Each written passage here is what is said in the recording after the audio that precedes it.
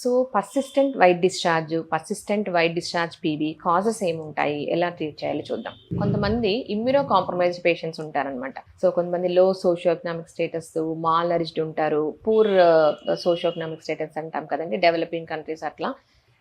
వాళ్ళలో ఏమవుతుందంటే ఇమ్యూనిటీ తక్కువ ఉంటుందన్నమాట. సో మనం ఎంత యాంటీబయాటిక్స్, వెజినల్ పెస్టిస్ అడ్వైస్ చేసినా తగ్గుతుంది, మళ్ళీ రికవర్ అయిపోతూ ఉంటుంది. అదొకటి.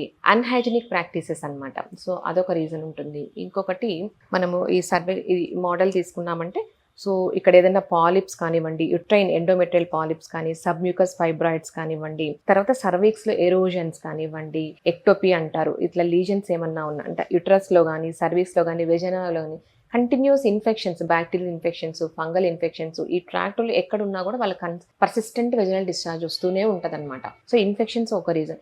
ఇంకొంతమంది లోపల లూప్ వేసుకొని మర్చిపోతూ ఉంటారు. యుట్రస్లో లూప్, మెరీనా కానివ్వండి, పెసరీస్ కానివ్వండి, అలాంటివి పెట్టుకొని వాటి హాఫ్ లైఫ్ అయిన తర్వాత కూడా తీర్చుకోరు, మర్చిపోతారనమాట. అలా ఉన్నా కూడా it's a foreign body. So అది ఉన్నా కూడా యుట్రస్ ఆ ఫారిన్ బాడీకి రియాక్ట్ అవడంలో కంటిన్యూస్ డిశ్చార్జ్ అవుతూనే ఉంటుందన్నమాట. ఇంకొంతమంది ఫర్గాటన్ ట్యాంపూన్స్ వాడుతూ ఉంటారు మెన్సెస్ అప్పుడు. సో అలా లాంగ్ స్టాండింగ్ పెట్టుకున్నా, మర్చిపోయినా కూడా ఇలాంటి కండిషన్స్లో కూడా పర్సిస్టెంట్ వైట్ డిశ్చార్జ్ వస్తూ ఉంటుందన్నమాట.